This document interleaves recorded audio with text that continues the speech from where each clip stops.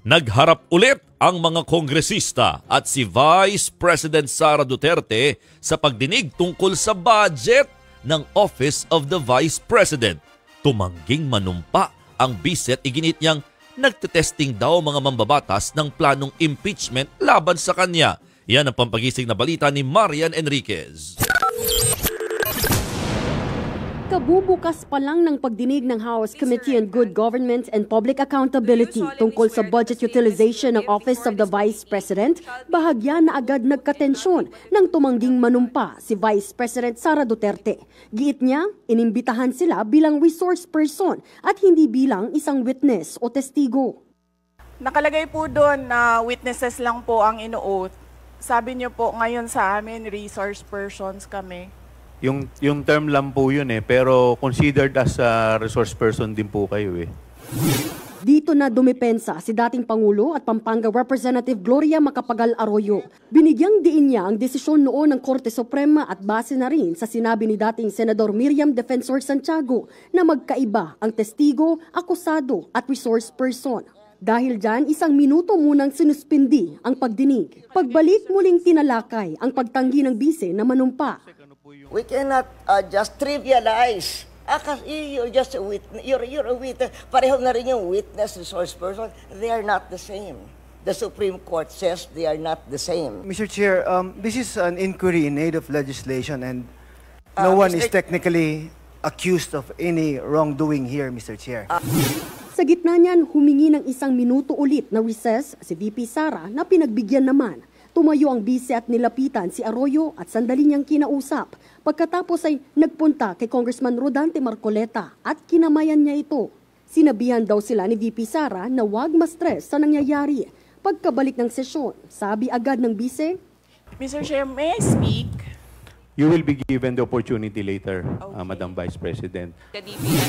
Pinagbigyan ng komite na huwag nang sumali sa oath-taking si VP Sara, pero nanumpa pa rin ang iba pang resource person. Ibinase ang pagdinig ng komite sa privilege speech noong September 3 ni Manila 2nd District Representative Rolando Valeriano na kumikwestiyon sa mga programa at paggastos ng OVP sa mga nakalipas na taon. Hindi nararapat sa atin, lalo na't siya'y nag-aambisyon na maging Pangulo, ang ayaw magsabi kung saan ginastos ang pondo ng bayan. Sino ba talaga ang pinaglilingkuran niya? Baka naman ang boss niya ay umaharang sa bangka ng mga Pilipinong mangingisda o ang mga promotor ng Pogo. Kanina sa pagdinig, may beltaryan si VP Sara. What we are witnessing now is no ordinary legislative inquiry.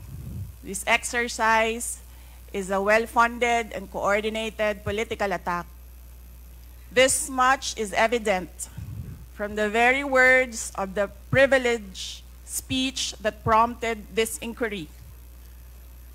A speech that simply meant to say, do not vote for Sara on 2028. Aniya, malinaw na hindi tungkol sa pondo ang gustong tumbukin sa Kamara, kundi ang atakihin siya at i-impeach. So, you may try to destroy me, you can skin me alive, and throw my ashes to the wind. But let it be known, you will find me unbowed. I will continue to serve the Filipino people no matter the personal cost or political intrigue. Matatandaang sa nakalipas na OVP budget hearing, kinuwestiyon ang kontrobersyal na 125 million peso confidential funds at ang notice of disallowance ng Commission on Audit sa paggasta nito. Nanindigan ang OVP na walang mali sa paggamit nila ng pera ng bayan.